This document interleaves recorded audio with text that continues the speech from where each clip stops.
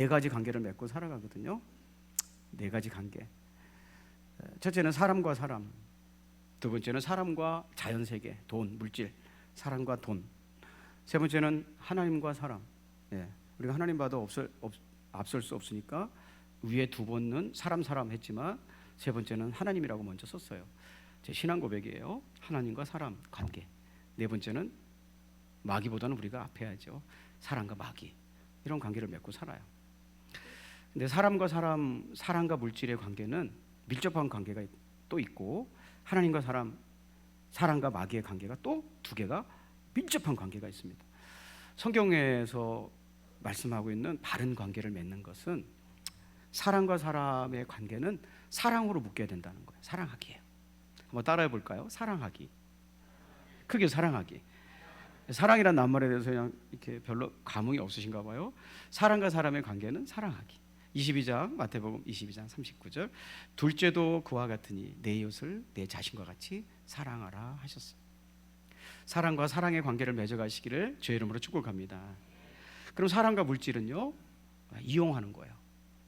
잘 써먹는 거죠. 하나님과 나의 관계는요, 하나님과 나의 관계 순종하기예요. 사도행전 5장 29절 같이 읽어볼까요? 5장 29절 이렇게 말씀에 기록되어 있습니다. 같이 시작.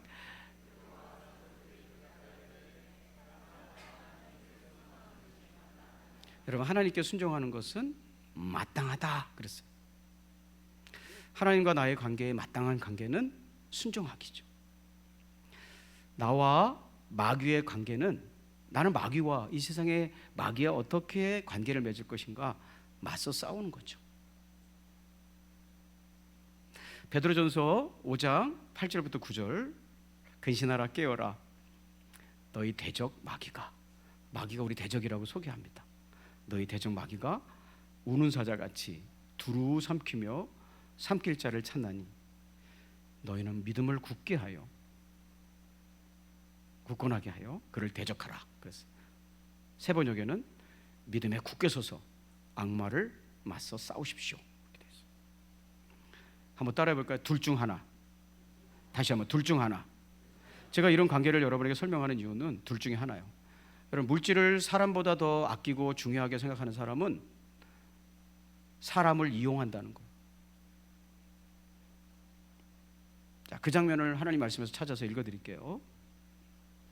마태복음 27장 14절에서 15절에 보면 그때 12 중에 하나인 가룟 유다라 하는 자가 대제사장들에게 가서 말하되, 저는 조금 충격적이었어요.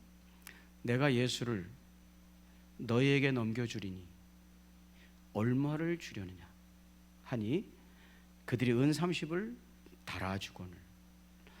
여기서 보면 예수 얼마. 가룟 유다는요, 돈이 너무너무 좋았어요. 적어도 우리보다는 솔직한 사람 아닐까요? 너무너무 돈이 좋았어요. 그러다 보니까 자기의 그 돈 사랑함을 예수님까지도 이용해서 채우려고 했어요. 그래서 예수 얼마, 예수님도 가격으로 매기는 거예요. 물질을 귀하게 여기고 사랑하는 사람은 사람을 이용해요. 사람을 이용해서도 돈을 벌려고 해요. 그래서 사람도 속이죠. 사람 귀한지 모르고 사람도 뒤통수 치고 그러죠. 둘 중에 하나예요. 물질을 사랑하면 사람 이용하고, 반대로 사람을 사랑하면 이번에는 물질을 그 사랑하는 사람을 위해서 이용하는 거죠. 고린도후서 12장 15절 같이 한번 읽어볼까요? 자, 시작.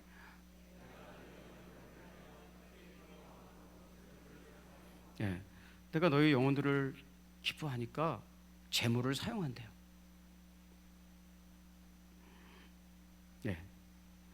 저는요, 아내를 사랑하니까 여름 됐잖아요. 옷을 사주고 싶어. 할렐루야.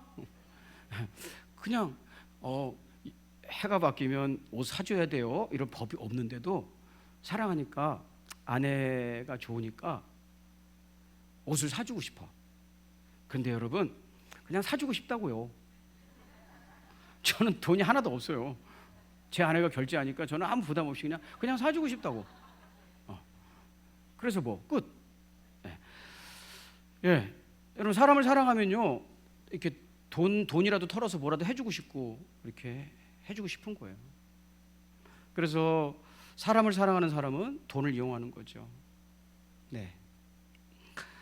하나님께 순종하는 사람은 마귀를 대적해요. 하나님께 순종하는 그 자체가 마귀를 대적하는 모습이 된다는 거죠. 야고보서 4장 7절에 보면 그런즉 너희는 하나님께 복종하라. 복종할지어다 마귀를 대적하라. 이게 서로 이율배반인 거예요. 하나님께 복종하면 마귀를 대적하게 되고 마귀를 대적하면 하나님께 복종하게 된다는 거예요. 그리하면 너희를 피하리라 그랬어요. 자, 지금 말씀드린 대로 우리가 마귀에게 순종하는 사람은 하나님께 불순종하고 하나님께 싸우게 된다는 거예요. 에베소서 2장 2절. 그때 너희는 그 가운데서 행하여 이 세상 풍조를 따르고 공중의 권세 잡은 자를 따랐으니, 공중의 권세 잡은 자 마귀 곧 지금 불순종의 아들들 가운데 역사하는 영이라. 마귀가 어디서 역사하냐면 하나님 말씀을 따르지 아니하고 순종하지 않는 사람들 가운데 주인 노릇을 한다는 거예요. 그래서 불순종의 아들들은 공중 권세 잡은 자를 따른다, 이렇게 되어 있어요. 우리가 인생 살면서 가장 중요한 것은요, 하나님과 나의 관계예요. 나는 지금 제일 중요한 게 하나님과의 관계인데 내가 하나님께 순종하는 사람이 아니면 나는 마귀를 따르고 있는 사람이라는 거죠. 그리고 하나님과 싸우고 있는 사람일 수도 있다는 거죠. 왜 제가 이런 말씀을 전하는 자리에서 우리 성도님들과 나누냐면, 내가 하나님과 싸우고 있다면 이제 인생 망치는 거잖아요. 근데 하나님과 싸우는 사람의 특징이 있어요. 내가 지금 하나님과 관계가 안 좋고 나를 지으신 하나님과 싸우고 있다면 어떤 증상을 보이냐면 말라기서 3장 13절이에요. 크게 한번 읽어보시죠. 여러분, 그리고 찾아내야 돼요. 제가 축복기도 해드렸잖아요. 내가 어떤 관계에 있는지 찾아내야 돼요. 자, 말라기 3장 13절 시작.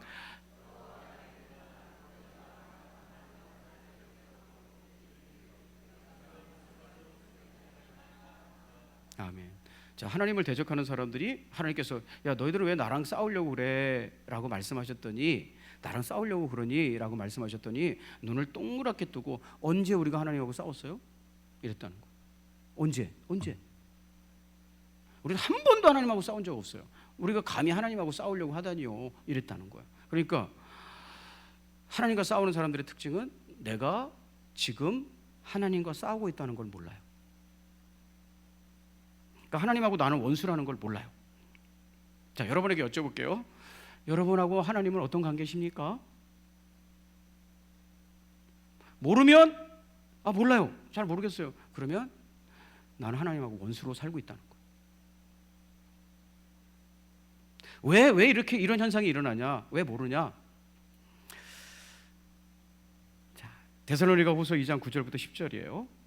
악한 자의 나타남은 사탄의 활동을 따라 모든 능력과 표적과 거짓 기적과 불의의 10절 불의의 모든 속임으로 멸망하는 자들에게 있으리니, 이는 그들이 진리의 사랑을 받지 아니하여 구원함을 받지 못함이라 그랬어요. 이 세상에 있는 모든 속임수를 마귀가 쓰는데 누구에게 이 속임수가 통하냐면 멸망하는 자를, 하나님과 원수된 사람들에게 통한다는 거예요. 그러니까 지옥 가는 사람들은 왜 지옥 가냐면 내가 지금 지옥으로 향하고 있다는 사실을 모르고 속고 있다는 거예요. 이렇게 살고 있는 모습이 지옥으로 가는 것이고 하나님과 원수된 상태라는 것을 모르고 있다는 거예요. 왜? 마귀가 그렇게 만들어놨다는 거예요. 속음수에 당했기 때문에 멸망하는 자들은 지옥에 간다는 거예요. 우리가 죽은 다음에 눈을 떠서, 만약에 우리 성도들은 그렇지 않겠죠. 지옥에 있는 사람은 처음 하는 말이 이렇게 될 거라는 거예요. 속았다. 네, 모든 속임으로 멸망하는 자들을 속이기 때문에 내가 하나님에 대해서 어떤 관계에 있는지 관심도 없을 뿐만 아니라 모른다는 거예요. 그래서 하나님이 너는 나를 왜 나를 대적하니? 라고 말씀, 왜 나랑 싸우려고 그래? 라고 말씀했을 때 우리가 언제 그랬어요? 라고 하나님께 대들었다는 거예요. 저는 이렇게 하는 것, 이렇게 살고 있는 것이 하나님과 대적하는 것이라고 말씀을 통해서 여러분과 나누면서 한번 여러분 제가 이렇게 같이 생각을 해볼 때 이러니까 정말 우리가 알아차리지 못하는구나 함께 깨달았으면 좋겠어요. 자, 이것이 하나님을 대적하는 건데요. 첫째는 감사를 잃어버리고 사는 삶. 감사를 잃어버리고 사는 삶이 하나님과 싸우고 있는 거예요. 말라기서 3장 14절 성도님들 같이 한번 읽어보시죠. 자, 시작.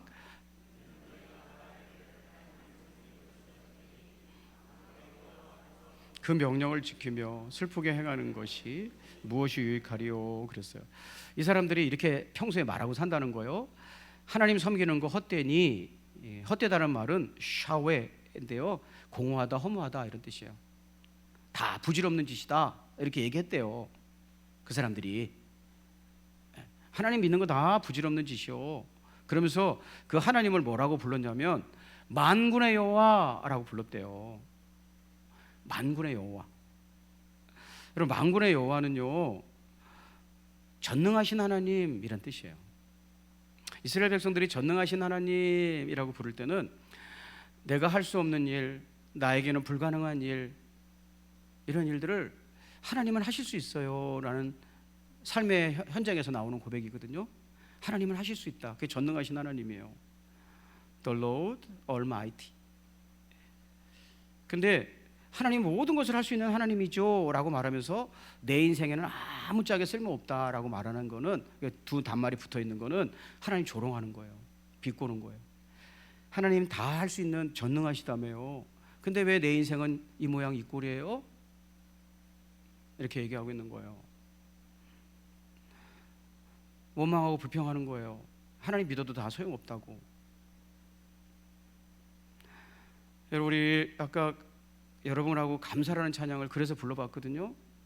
숨을 쉬는 것도 감사하고 모든 것 다 감사하고 하나님의 은혜로 살았는데 내가 하나님의 은혜로 살고 있다는 것을 잊어버린 거예요. 감사를 잃어버린 거죠. 여러분 생활 속에서 어떤 말을 하고 사세요? 짜증, 원망, 분노, 아침마다 점심때마다 그런 거 묻어나는 말을 쓰고 살고 있지 않나요? 일상적으로 토해내는 그런 말들이 하나님하고 싸우는 거라는 거예요. 일상적으로 그냥 화를 내는 거예요.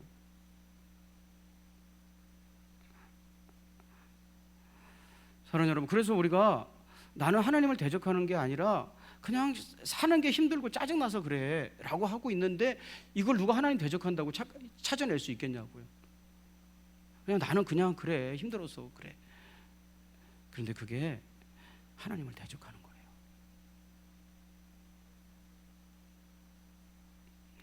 여러분, 우리는 하나님의 은혜로 살고 있고요. 우리가 내일 월상 예배를 만난다든지 내일이란 하루를 또 다시 만날 수 있다면 그것은 전적으로 하나님 은혜거든요. 우리 엉망으로 살고 있는데 하나님이 충성되게 여기셔서 다시 한번 우리에게 기회 주셔서 하루를 허락하시는 거거든요. 자, 다시 한번 시작해봐 하고 주시는 거거든요. 은혜가 아닌 사람은 내일 하루를 맞이할 수 없는 거거든요.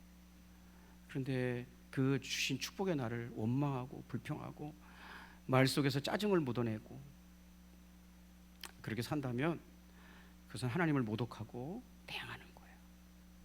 왜 이 말라기에 나오는 사람들은 그렇게 살았을까요? 이것이 바로 하나님을 대적하는 그들의 모습 두 번째예요. 말라기서 3장 15절입니다. 같이, 제가 14절이라고 됐는데 15절이에요. 같이 한번 읽겠습니다.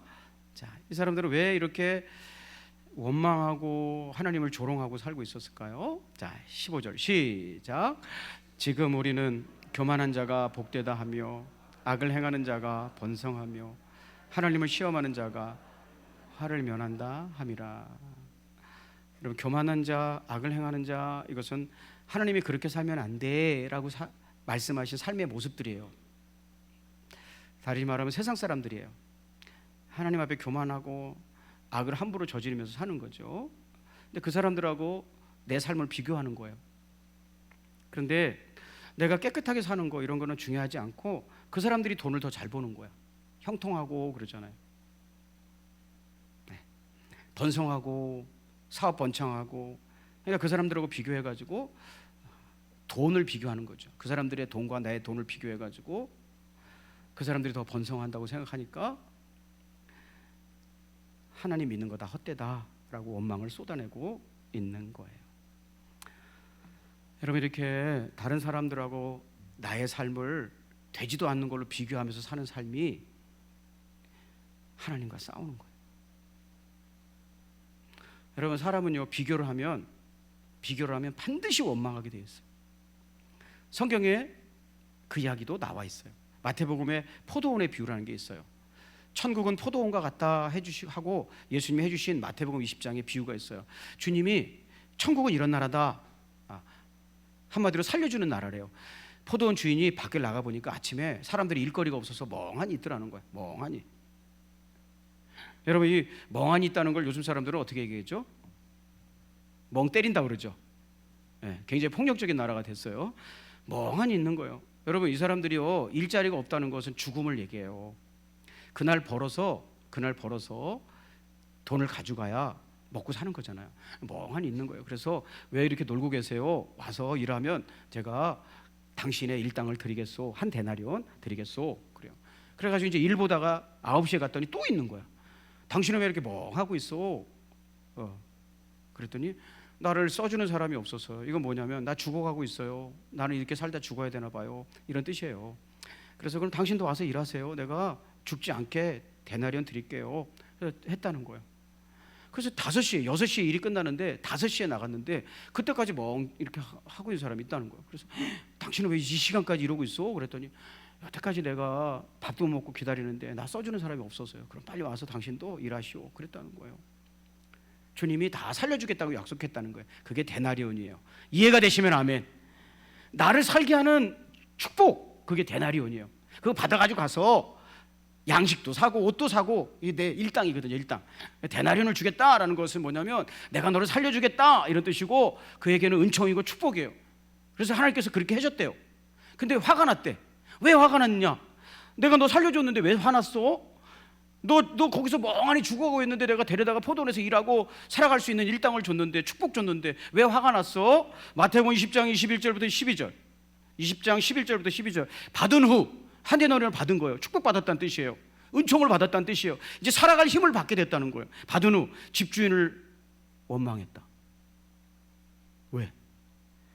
나중에 온 이 사람들은 1시간밖에 일하지 않았는데 5시에 왔잖아요. 여러분, 그 사람에게도 데나리온 주지 않으면 죽잖아요. 그러니까 살리려고 준 거예요. 그 사람에게도.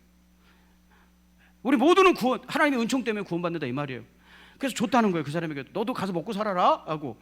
근데 1시간밖에 일하지 아니할거늘 그들을 종일 수고하며 더위와 견딘 우리와 같게 하였나이다. 왜 똑같이 해요? 하고 비교해서 원망했대잖아요. 사랑하는 여러분, 하나님께서 천국은 이런 나라라고 가르치면서 주신 비유예요. 여러분이 다른 사람하고 비교하고 살면 그게 하나님 모독하는 거예요. 슬로베니아에 이런 우화가 있어요. 여러분, 우리가 얼마나 다른 사람하고 비교하고 사는지 한번 보실래요? 슬로베니아에 이런 우화가 있어요. 착한 요정이 농부에게 나타나가지고, 어떤 농부에게 나타나서 2가지 선택권을 주겠대요. 뭐예요? 네 옆집 친구하고 너하고 축복에게 줄 건데, 옆집 친구에게는 너의 2배를 줄 거야. 뭐든지 2배를 줄 거야. 자, 2가지 중에 하나 선택해봐. 너에게 소 1마리를 주고 네 친구에게는 2마리를 줄 거야. 이거 할래? 아니면 너에게는 내가 소를 1마리 뺏고 네 친구 집에서는 2마리를 뺏을 거야. 어느 거 할래? 여러분, 어느 거 했을까요? 일부 때도 말귀를 못 알아듣더라고요. 자, 다시요. 목이 아파. 자, 착한 요정이 와서 그랬어요. 너에게 내가 뭔가 선택권을 줄 건데 여하간 네가 뭘 선택하든지 네 친구는, 옆집의 친구는 너의 2배를 받는 거야. 너의 더블이야. 자, 첫 번째는 네가 소를 1마리 얻는 거야. 그럼 당연히 네 옆집 친구는 2마리가 되겠지. 자, 이게 1번이야. 2번은 내가 너에게서 소를 1마리 뺏어갈 거야. 그러면 더블이니까 옆집 친구는 2마리가 없어지겠지. 이건 2번이야. 어느 걸 선택할래? 여러분, 어느 걸 선택했을까요? 슬로보니아 우화에는 2번을 선택했다는 거예요. 사람이 그래요. 여러분, 고 비달이라는 미국의 수필가, 극작가, 정치인이 있는데요. 이 사람은 이런 얘기를 했어요. 친구가 성공할 때마다 나는 조금씩 죽는다. 4명에 못 살아. 여러분, 이게 솔직한 말 아니에요? 네. 다른 사람하고 비교하면 이래요. 저는요, 날마다 행복한데 제 친구가 잘못됐다 그러면 날마다 죽어요.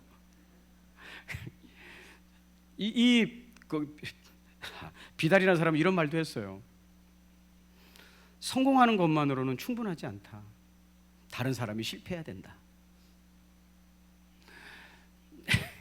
다른 사람이 실패해야지 내 속이 좋다는 거예요.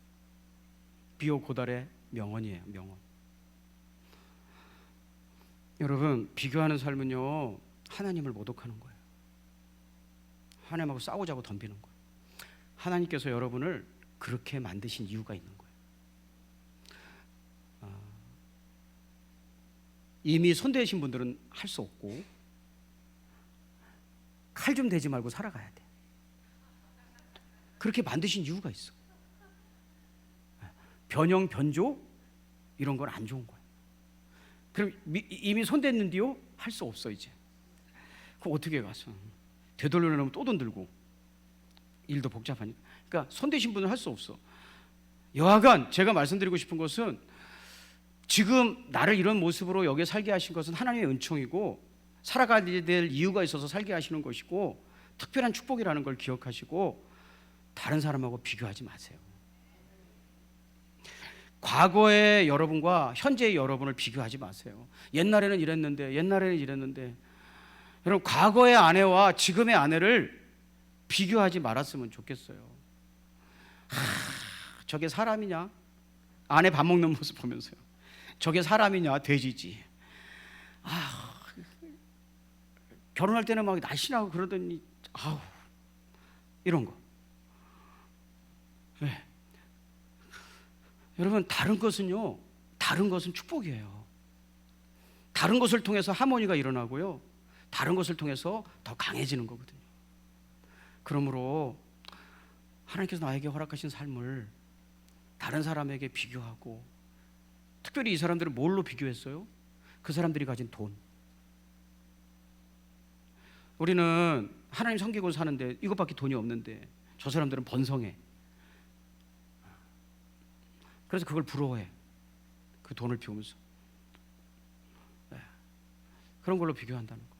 여러분은 여러분의 이웃과 무엇을로 비교합니까? 그렇게 비교하는 것이 원망하고 불평하는 원인이 되었고, 그에게 주신 하나님의 축복을 보지 못하게 만드는, 감사를 잃어버리게 만들었고, 그런 모습들이 하나님하고 싸우는 모습이라는 거예요. 여러분, 우리가 죄인 되었을 때, 우리가 부족할 때 하나님 우리 귀하게 여겨주셨잖아요. 그러면 된 거예요. 누구랑 비교해서 내가 낫기 때문에 구원하신 게 아니라 그 모습 그대로 사랑하시고 품어주셨잖아요. 그러니까 비교하면 안 돼. 나의 삶에서 하나님의 은혜를 인정하고 그 은혜를 가지고 좋은 열매를 맺어가시기를 주의 이름으로 축복합니다. 기도하겠습니다. 하나님 아버지, 우리 소중하게 여겨주셔서 감사해요. 귀하게 여겨주셔서 감사해요. 우리가 거울을 보면 때로는 못난 것 같고, 내 인생을 왜 이러냐, 비참해 보이기도 하는데 사실은 그렇지 않다는 것이 요즘 세상 사람들이 말하는 정신승리가 아니라 실제라는 것을 깨닫게 해주시고, 하나님이 여기서 나를 왜 이런 모습으로 살게 하셨는지를 깨닫고 기억하고 거기에서 주시는 하나님의 은혜가 있음을 또한 발견하며 그 은혜에 힘입어서 다시 일어나고 좋은 열매를 맺어갈 수 있도록 붙잡아 주시옵소서. 우리가 내일을 또 맞이할 수 있다면 감사할 일이고, 이 문을 열고 나가면서 초목을 볼 수 있다면 감사하고, 걸어갈 수 있다는 건 감사하고, 모든 것이 하나님의 은혜 속에 있다는 것을 다시 한번 풍성히 누리며 다시 한번 일어나 앞으로 나아갈 수 있도록 붙잡아 주시옵소서. 한없이 부족하고 부족한 우리들을 여전히 귀하게 여겨주시는 우리 구주 예수님의 이름 붙들고 감사하며 기도 올리옵나이다. 우리 30초만 있다가 일어날